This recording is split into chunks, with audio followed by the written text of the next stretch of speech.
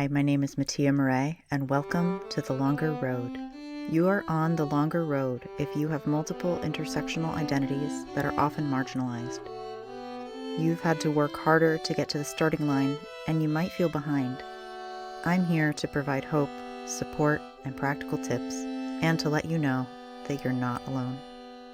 Welcome again to my guest, Caitlin Fisher, one of the coolest people on the internet. What? I feel special. Awesome coach and artist. And I wanted to talk today specifically about some of the AuDHD stuff because we've both been talking about it publicly. And then also, we're both working artists, and you literally have a program with working in the title, working title Yeah. for writing a book, which I'm like on the wait list for and getting the emails about. And I am going to talk more about that later. But yeah, anything top of mind for you? Today, I've been thinking about how we talk about and measure like competence. And I don't have a fully formed thought about it yet, so we can just vibe. And this came up because I randomly remembered that the first time I got engaged, and I was age 20, and I don't recommend Oof. That early Don't do life it, choice. kids. Don't do it, kids. My mom made this like 150 question quiz that she made me and my fiance like fill out. And it was questions like, how do you get red wine out of a white tablecloth? Do you know how to iron a shirt? And as I'm reflecting on this today, I don't know what sparked it for me, but it just popped into my head. And I was like, my mother is neurotypical as fuck. Like that is I not an just assumed they were going to autistic, be questions about, like, I don't know, your fit for each like my other or values something. and if we Yeah. want children and things like that. Those were probably in there, but the ones that stood out were her being like, do you know how to wash a tablecloth with wine on it? And my Oh my God. response was, I would Google it. Or if I irreparably wine stained my tablecloth, which I wouldn't be using because I am not of the tablecloth generation, I would probably paint a mural on it and put it up as wall art. And none of these things were acceptable to my mother. I think she's like, no, you're supposed to pour table salt on it. Or, I don't know. I still don't know how to get red wine out of a thing. But those were like her judgments of competence to like be an adult. Mm-hmm. And so I think my halfway formed thought is that I think it's competent to be able to Google something and figure it out, Mm. which is something that millennials have that I think boomers lack. Boomers are like, well, I don't know how to operate Microsoft Excel. Fix it, millennial. And the millennial goes and Googles how to do it and then fixes it. And the boomer thinks that the millennial is a wizard, right? No, we just know what we don't know and how to find it. And I think that is dope. First of all, props to the internet for existing. But I don't know, is that a neurodivergent AuDHD thing where we're like, I don't know, I'll just go find out? I also, the other thing that made me think of is AI. And I truly don't want to go fully down the AI rabbit hole because that's a whole, like, we could literally talk about that the whole time. But I do imagine that in various ways, like, part of what our work is going to become is learning how to work with integrated tools of some kind that are doing some of those things, right? So not us remembering all of those things. And I mean, for myself, like, as a very silly example, because I was homeschooled in a very aggressively slipshod way, I never learned grammar, like, at all, at Okay. all. And nor did I formally learn spelling, but I read a lot. So I have like a sense of what makes sense. But then in college, when I started being, exposed to more terminology, I was like, do I really know what like an adjective like really is, let alone these more complicated things? Anyway, something like that, where it's like, I did fine not knowing that stuff because I was always able to look it up if I needed to. And I could like get close enough with my Yeah. learned experience. I don't know if you meant to absolutely tee me up for a working title pitch, but that's something that we talk about in that program because I as a writing coach, I like working with beginner writers who maybe just had an idea for a novel, but they don't know how to make it work, or they've always written nonfiction and now they want to do fiction, things like that. So people who are sort of like, I'm not entirely sure and I think I need an adult. I'm like, great, because you're going to get a very chaotic adult. And I love that for you. It's me. And I jump out of the dumpster and I say, it's a first draft, so you can do whatever you want. I love And it so much. if it was that simple, anybody would be doing it. Right. But some of the things that have come up, and even me, so, coaches have coaches. So my book coach, when they read through my manuscript, they were identifying like when I would change point of view. And I had never picked up on that ever. Like that I would suddenly talk about what this like other sort of NPC character was thinking or feeling. And my coach was like, we don't know this. That's in their head. You're not in their POV. And so then I get to go teach about POV. I don't know. I think autistic people might actually know. Right? Oh my God. And my main character is, of course, autistic. Yeah. And now I notice it so much more, but it's also not the be all end all. Like you can still tell your story and get it across, especially in a first draft, which is what working title is about. It's about finishing the first draft. So something that we get into a lot is you don't have to know if that comma is in exactly the right spot. Please do not derail your entire writing day because of the comma. If you're like, do I need a semicolon or an M dash? That's great. We have a workshop about that. You can go watch it, but don't let it derail your whole day. Yeah. Well, and also that like the output part is a separate part of the brain than the editing part. At least that's true for a lot of other types of art. Yeah, that is zesty. that is good. And yeah, when you're like switching back and forth and being like, oh, is the grammar perfect? Does this wording make sense? Like just kind of bleh the story out. That's your goal right now. And it's very freeing to let go of having to know all the rules. Yeah. So I love that. I love that too. Yeah. So I'm just going to shamelessly talk about how I was like, I have this idea for a sci-fi novel that I'm really excited about. And I was like, I'm going to draft it this year, which is why I was excited about working title. Cause I'm like, I would love working with you. This all looks awesome. And I just took on some other projects and I was looking at everything that I have on my plate. And I was like, I am going to make the sane adult choice right now and not try to write another book. Cause I'm also self-publishing a nonfiction book next month. Like, congrats. thank you. So I'm like actively working on that. And my brain is like so unrealistic about what I can do, in part because I do have these like occasional access to superpowers and like being able to get into flow and like, having having the ability to bleh out a first draft and knowing that like it is possible for me to do this. But like to go back to one of my favorite Bible verses from childhood, I still love and think about this all the time. Everything is permissible for me, but not everything is beneficial. Ooh. Paul said that in, some translation. And I was just like, oh, fuck. Like, yes. Dang, I hate it when the Bible I calls you out. know. But like that for me, and to put it a bit more modernly, another thing I tell myself a lot is just because I can doesn't mean I should. That is why I got sterilized. Oh my God. For real. Literally, I was like, I'd be a great parent. Yeah. I don't think I want to. Yeah. And then I wrestled with that for like 3 years. And then I was like, snip, snip, bitch. So I can't have kids now. And I'm glad that I did that because like the purely like watching my friends who have, the ability to procreate and are reaching their mid 30s and are just like, I got to do it. I got to do it. And I'm like, this is just your ovaries talking, man. You really don't gotta. Yeah, that's really fair. I used to really want to. I tried to get pregnant for 18 months with my abusive ex-husband. So glad that didn't work out. Yeah. Yeah. And like letting go of that was really hard because I thought maybe I'll do a sperm donor thing and I'll just be a single mom. And then the more and more I have become myself, I'm like, I've only really gotten to be in charge of me for like the past 5 years. I cannot put a baby in this mix. Yeah. I would lose myself again. We're just going on adventures today. Yeah.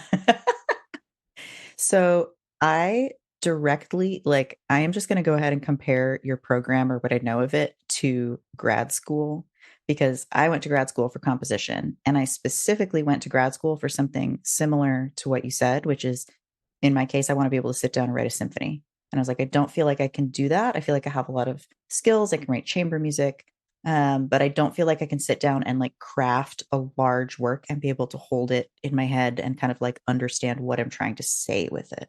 And I think like Yeah. that's a reason a lot of people are like, oh, I have to go get a degree. And like, I am probably one of the few people who like actually thinks my degree was worth it. Like I actually got so much out of it and I'm happy I did it, even though I have hilarious amounts of debt that feel fake. But the other like programs like yours, the reason that I was so drawn to it is because it's that. It's like what I really want is this skill.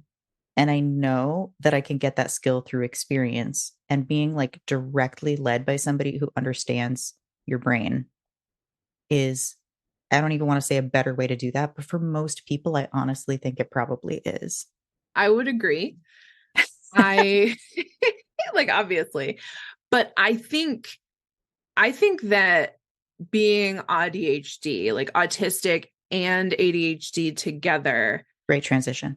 thanks. Our brains work different. They simply do.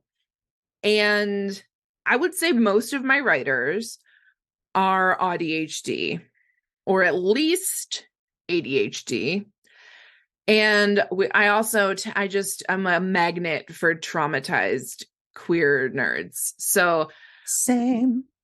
I know I just lean into it. I love it. Come here, babies, group hug. And a lot of us are like healing through novelizing our trauma. I forgave my mother after I wrote my first draft. And I did not think that was humanly possible and would ever happen in this lifetime. I thought that was like some 2 or 3 lifetimes down the road karmic shit. And I was like, I have compassion for her. I understand what she was going through. It doesn't excuse her abuse, but I'm comfortable releasing it. I don't have to be mad all day. And I'm like, oh, okay, novels can do that. That's great. That's cool. So we've got our brains constantly processing. I'm also putting together a little workshop I'm calling Novel Parkour, which is where through the power of ADHD, we're just going to like parkour outline a novel in 2 hours. Because I think a lot of us think that our brains are bad or less effective at stuff. And it's like, sure, it's less effective at going to the office from 9 to 5 and smiling in a meeting, but we can create whole worlds, really in-depth world building, Mm-hmm. characters, because we notice and can like see, like you said, I know what the NPC is thinking and feeling because their mouth twitched and I can read that. We can really experience like a range of human emotion and put it onto the page.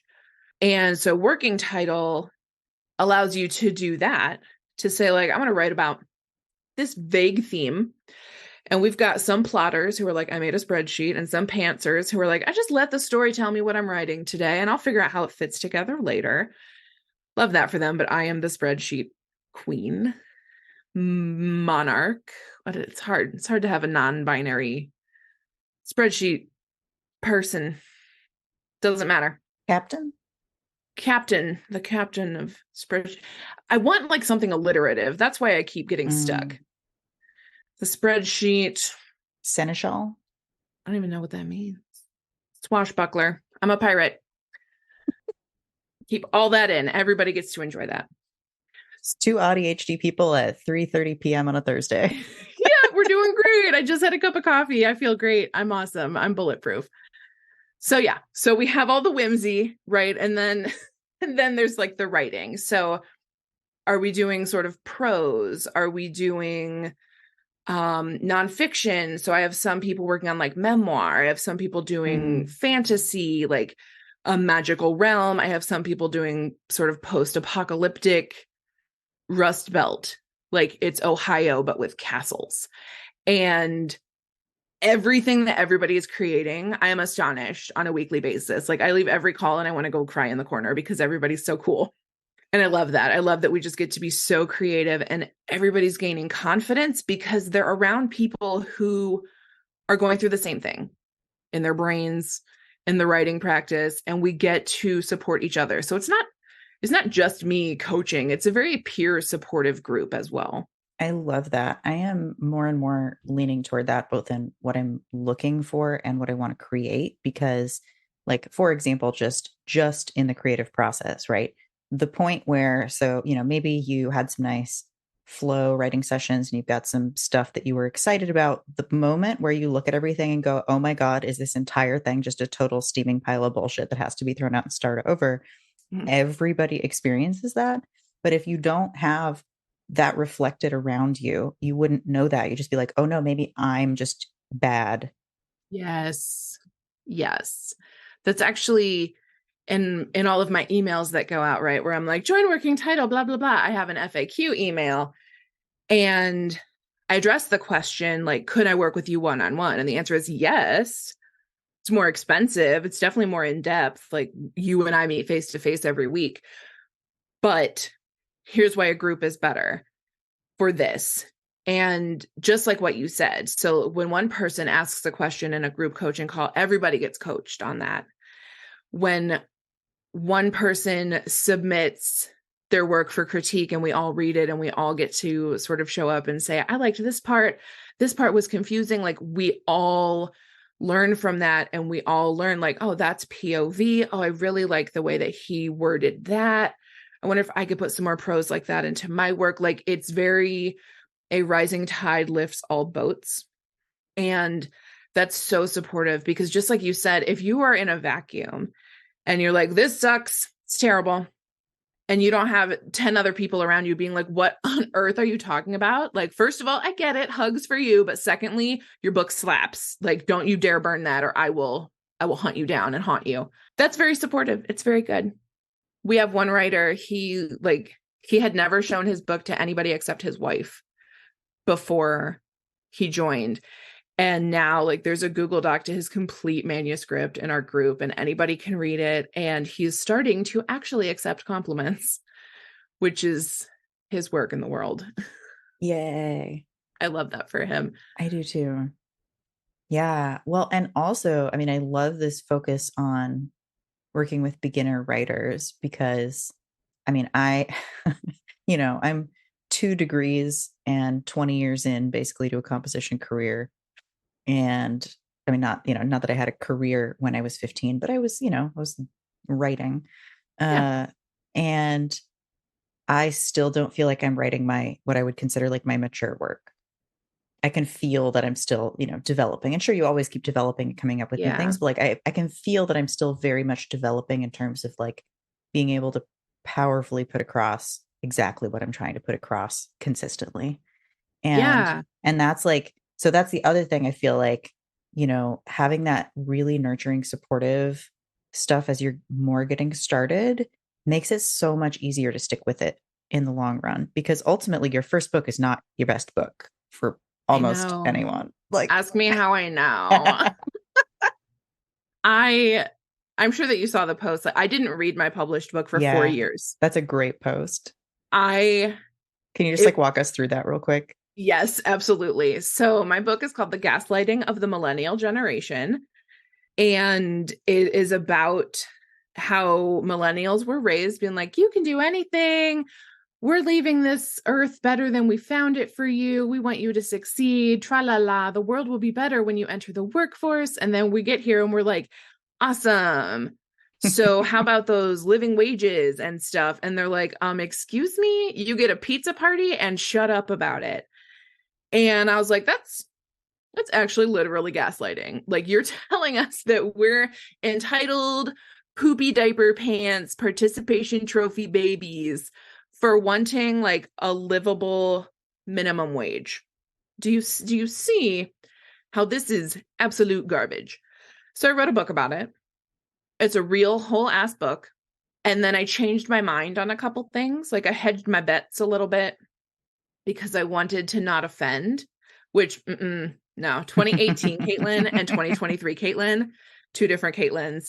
Today I'm like, oh, if you're mad at me, that's awesome. Send me $5 and maybe I'll entertain talking to you. I don't care if you don't like me. And I got 1-star reviews anyway from people who were mad I didn't talk about Gen X. And I'm like, great. Okay. So the book was not for you. And I also learned to take up all my space. But because I was embarrassed about those few things that I, quote, got wrong in the book, I really avoided it. And I wasn't promoting it. I didn't super talk about it. And I wasn't proud of it. I honestly felt a little ashamed of it. And then I made myself read it again because I reached out to my publisher with the idea that maybe I could update a couple of those chapters in like the Kindle edition. I'm like, oh, I never thought of that. Genius. My book coach gave me that. Thank you, Sam. Nice. And in advance of this meeting with the publisher, I wanted to have a specific thing to fix. And I can't just be like, well, I don't know, some stuff. So I read it and I just kept laughing at myself because I'm like, that's a great point. That's a great point. That's hilarious. I am categorically correct.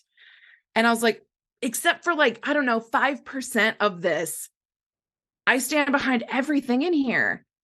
And so I felt like I had all this wasted time where I was like, well, it wasn't perfect, so I can't talk about it.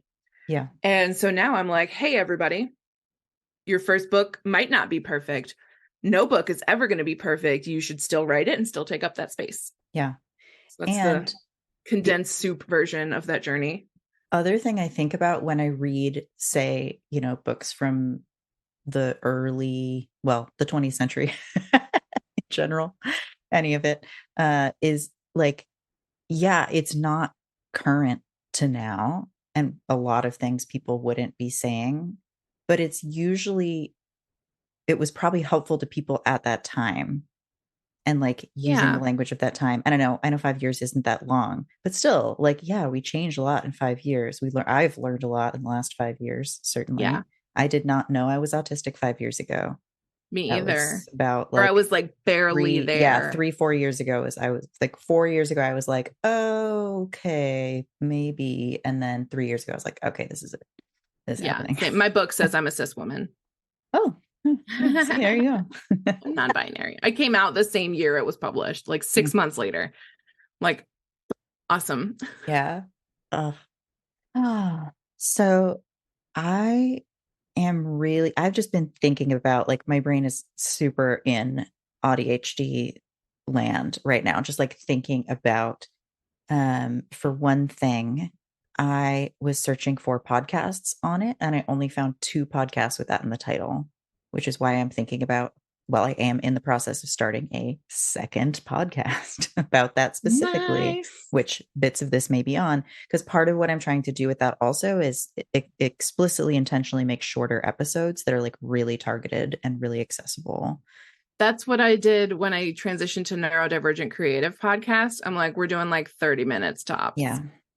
So one of the things I've really been thinking about in my own experience, because I knew I was ADHD way before I knew I was autistic, like it was way more obvious, right? Like the external things of like not getting to meetings, like not buying groceries on a regular basis, or like, having trouble with maintenance tasks in general, all that stuff was like, it's more external and other people notice it and comment on it. And I feel like for me, a lot of my autistic traits were more like people just thought they were my personality more than like with Yeah. ADHD. There was a lot more of like, oh, you might have a problem. When with autism, it was more like, wow, you're really strange, aren't you? Yeah. That's a great point. Because it is like personality, it could just be Mm-hmm. like, oh, they're shy. I was a shy kid. Guess why? Mm-hmm. Um, all the clues were there in my childhood. Yeah, same, And like yet, super obviously. yeah, Yeah. people are like, oh, you're so quirky. I'm like, no, my brain is different. I'm running a different operating system. Yeah. And one of the other things I've been noticing is, and the way that I'm thinking about it is like as I'm integrating more of my healing, like not that I'm like, quote, getting healthier, but that I'm like integrating more things and like able to handle more, expanding my capacity, et cetera, like all of these things as they're happening. Because I also, had / have complex PTSD, but it's like way, way, way better. So as Yeah, that same. got better, I was like, oh, I had been told by a neuropsych tester that maybe my ADHD symptoms would lessen or go away. They did not, right? So that's how you know that it's just part of my brain now. But the other thing that I did notice is that as the PTSD got better and some of the like, I don't know, I just as I started feeling a lot better, one of the things I started to notice is that I feel like some of my autistic and ADHD symptoms almost cancel each other out in certain ways. And I don't see anybody talking about this. I'm sure people are thinking about it, but like I'm not seeing it like, a high level because this in the 90s you couldn't even be diagnosed with both. It was considered Oh, that if you wow. had one, you could not be diagnosed with the other. It was an either Wild. or. These are two different. Meanwhile, it's estimated that potentially up to 70% of autistic people also have ADHD. I totally believe that. Yeah. So it's like, anyway.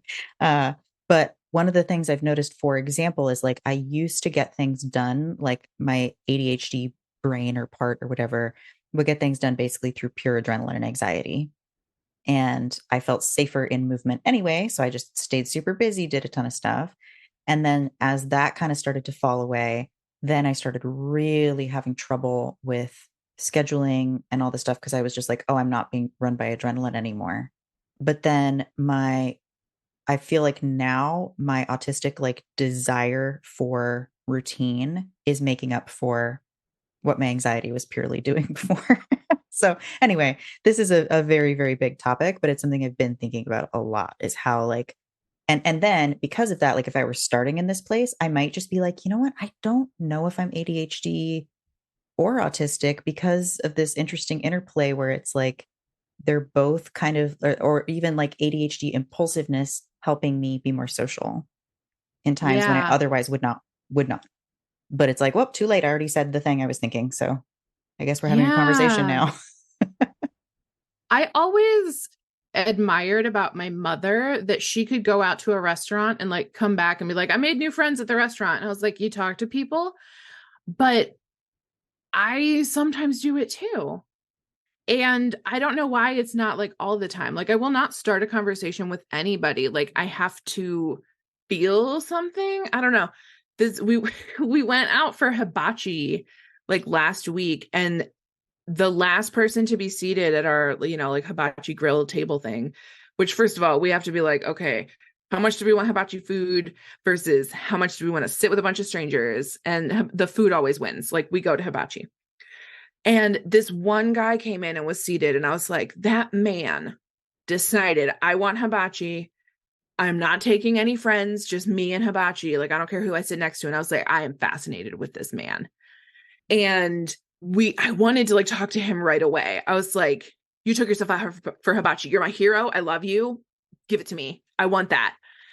And we didn't end up talking, but at the end, like when people were starting to leave and we got like, the fortune cookies and stuff, we struck up a conversation, and it was just really interesting. And I think he may have also been autistic because he kept referencing like memes that I knew or like viral tweets that I knew, right? Like he would like to say, make a joke. And I'm like, yeah, I read that tweet too. And so I'm like, did the autism in me recognize the autism in him? Like, do we have like a namaste moment? And I just think that's really interesting that I was just like, that guy. I had that happen once in passing, and it was funny because I then, posted on Facebook about it, and people were like, "How could you tell?" And I was like, "I was walking and I was stimming while I was walking. I was like doing a visible stim, and this guy that I was walking past just gave." And the thing that I can most obviously connect it to is like the trans or queer head nod. It was like that, but it was for I assume, the stimming. Yeah. Because he didn't give me big queer vibes. It was just like, anyway, I was like, oh, that was so cool. He clocked me and like acknowledged, and we had this extremely tiny moment. I love that. I went to Chipotle yesterday to get myself birthday lunch, and the cashier said, Caitlin Fisher? And I said, yes. And they were like, oh, I'm Angel. I read at your book launch. And I was like, oh, AJ, because that's their name on Facebook. And they were like, yeah. And I'm like, great. Like, I felt like I knew you, but I didn't know if it was your queer vibes or if I actually knew, because I don't know, big, colorful glasses. I was like, that's a queer person. And I've had that moment like a few other times, like another queer person one time. I was like walking to the bathroom in a grocery store and they were like, I love your outfit. And I'm like, thanks. And then we became friends on Facebook because queers recognize queers. Yep. I love that for us. I love like the head nod, like the Jeep wave. It was so great.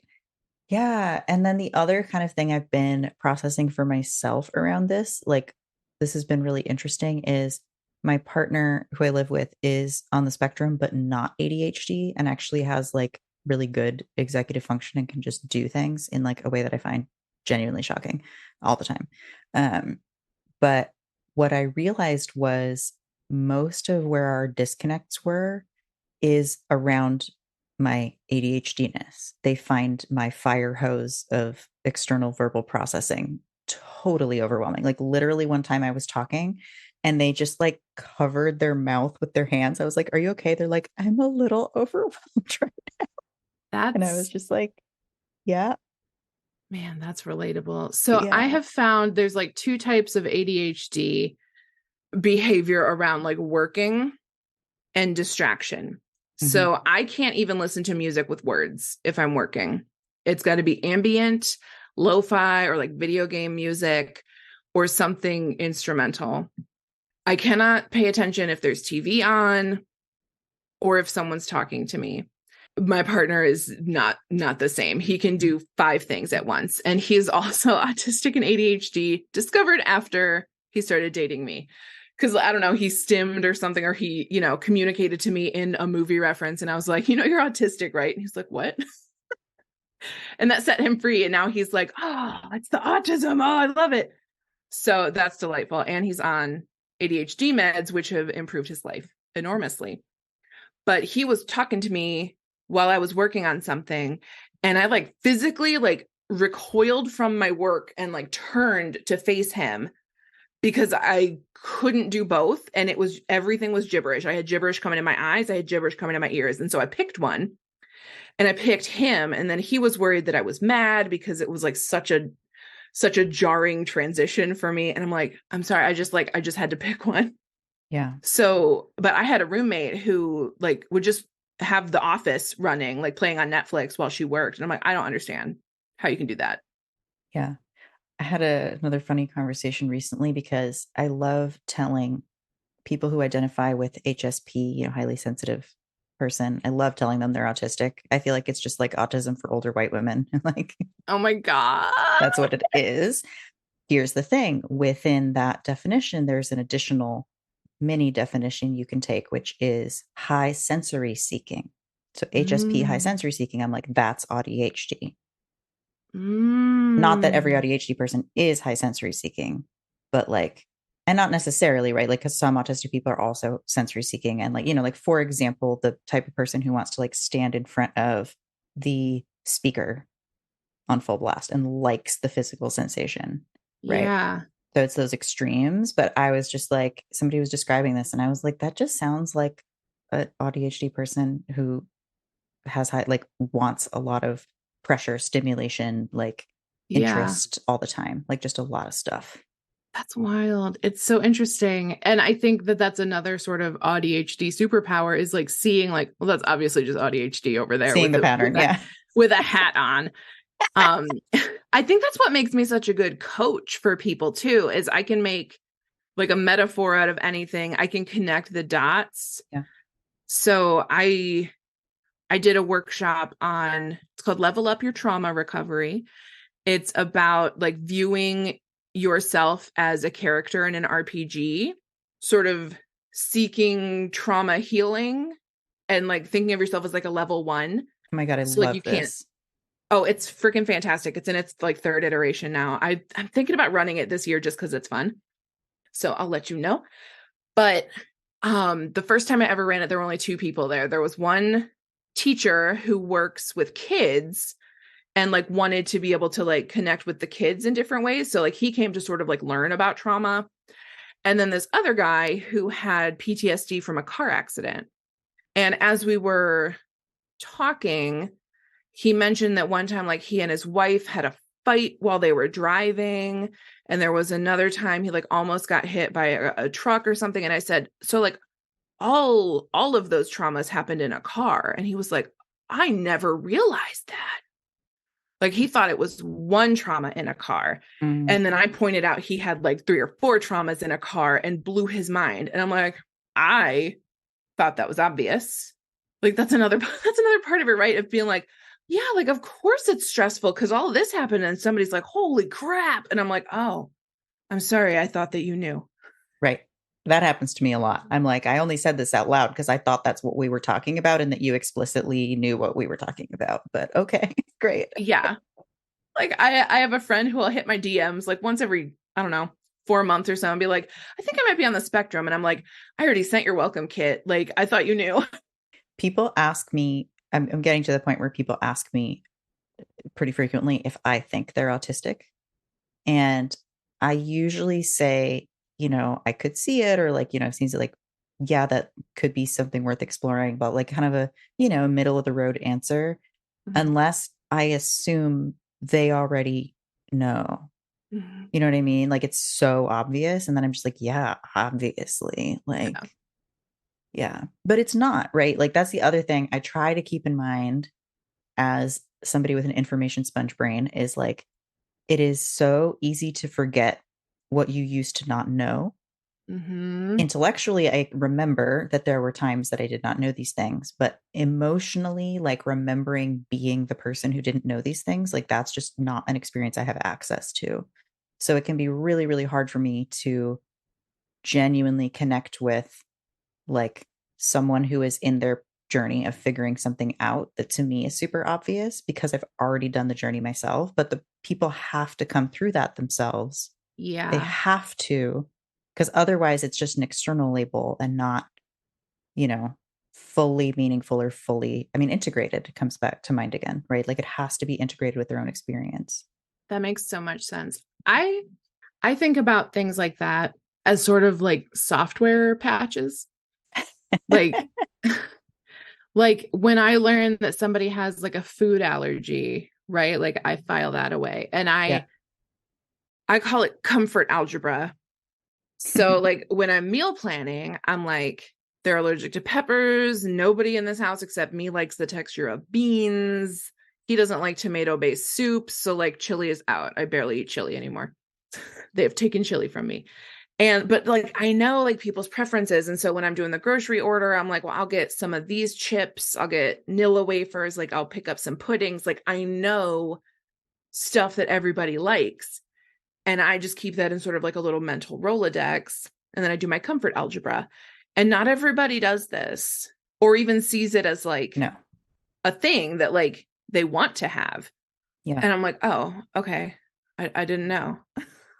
Yeah, but basically I sort of thought that my comfort algebra thing was like maybe a burden or like extra labor that I was taking on, but I have come to appreciate it, I think, because I like that. It makes me really good at like giving gifts or noticing things that we're going to need. And while that used to be used for evil, right? Like in abusive marriages and stuff, where like I was the only one responsible for noticing when we were out of stuff, lest I be punished or blamed for something.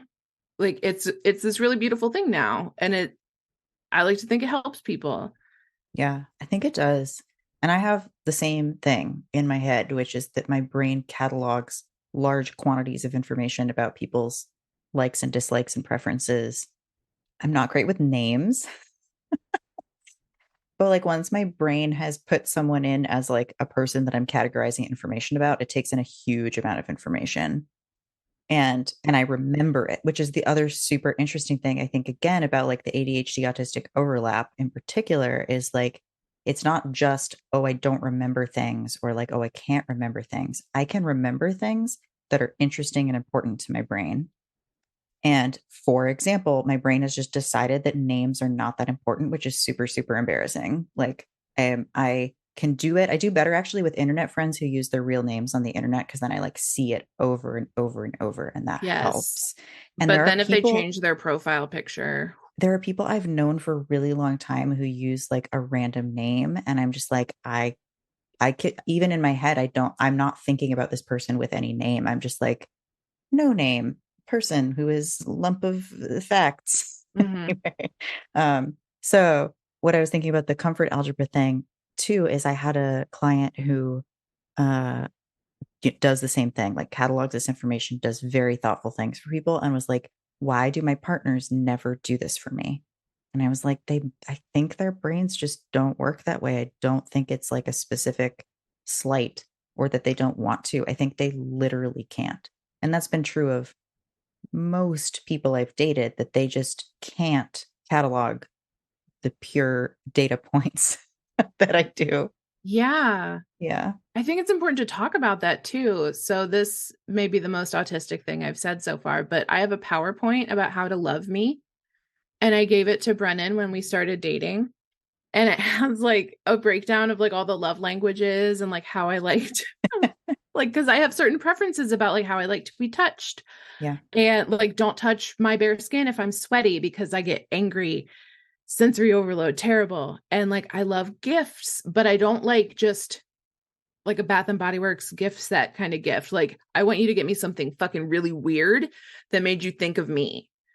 And if you don't have that, then like I would rather you just give me a hug and take me out to dinner. Don't don't give me bullshit gifts. But other people love bullshit gifts. They're not bullshit to them. And I'm like, but I got you this very specific Jesus on a Velociraptor poster because I knew that you would love it. And so like my housemate Kiri, I literally did give her a Jesus on a Velociraptor poster for her birthday. She was like, this is perfect. Like, and she brought me a dozen vegan cupcakes yesterday, each one a different flavor. Nice. And I'm like, oh, I get to make choices. And like, those are the kind of gifts that I totally love because they're cataloged as a bunch of random data points. I love it. Okay. Let's wrap up Okay. for time. Okay. I don't know. I'm like, it's also, that point in the afternoon when my brain is like, do, do, do, do, do, do, do, I do. know I'm hungry. I'm like, Oh, I that's gotta what have it snack. is. Yeah, it's Hunger. hunger. That's what I'm Yeah. experiencing. Reminder, food is Thank you. important. Yeah, I am super, super excited that there are more practitioners and like artists and people talking about ADHD openly and like in specific detail and being vulnerable about their own experiences. Because honestly, like I feel a lot like when I discovered that genderqueer existed. I was like, you fucking kidding me? I would have said I was this when I was 10 if I knew it existed. Like, if I'd heard people talking about the ADHD overlap way earlier, I could have avoided so much suffering. So, Yeah. And oh, confusion. Like, why am I the yeah, way that I am? I'm so broken. yeah, Yeah. I didn't know either of mine until I was like 30. Like autistic, ADHD, fibromyalgia. Like I got every diagnosis in my 30s. And I was like, "Oh, crap. Okay. I've stopped masking and that makes me a terrible employee yeah. Same. because I stopped. I just stopped. I was like, I can't babysit you anymore. I cannot show up in business cash and like pretend that I give a shit about this meeting. It's gone. It's all gone. I found out I'm autistic and I let go of it. And that was very freeing for me, but also has necessitated being a business owner Yep. because I can't work in corporate culture anymore. Yeah. I never was great at it, honestly, but I yeah. I killed it. I was great until I was like, can't sustain this anymore. That Yeah. software patch was like, oh, we're taking corporate out. You don't need corporate anymore. And I'm like, oh, power down. Hmm. So now I just get to be a little chaotic gremlin on the internet and coach people. Yay. Yeah. Yay. Yeah. And I think a lot of, again, this is a huge topic, but like I think a lot of ADHD people end up becoming entrepreneurial because they have that, like they can get into, enough of a hyper focused state to like do something periodically, even if they're tired sometimes, right? And Yeah. and are having trouble getting a career going for reasons maybe unbeknownst to them. Yeah. That makes so much sense. Yeah. Yeah. So anyway, I'm super, super excited that you are here, like being yourself and being awesome and making cool art and helping other people make cool books. So Thank you. I'm happy about Yay. you doing all those things too. Oh, thank you. Yeah. I think we both like fan envy over each other. Yeah, which I Because love. I was like, oh my God, they want me on their podcast again. And you're like, oh my God, Caitlin's here. And I'm like, oh, okay. All right. This is good for both of us. I love that. Yeah. And then the other, like, I don't know, this is my kind of little parting thought is, just hearing the two of us, people who are listening, hearing the two of us doing cool stuff that we're excited about, taking care of our bodies and our brains, very much doing this imperfectly and just kind of like making shit up and iterating over and over because that's what it is, right? Like the path to success is failure. It is. It is. Once you get over And, that hurdle, you're yeah. like, great.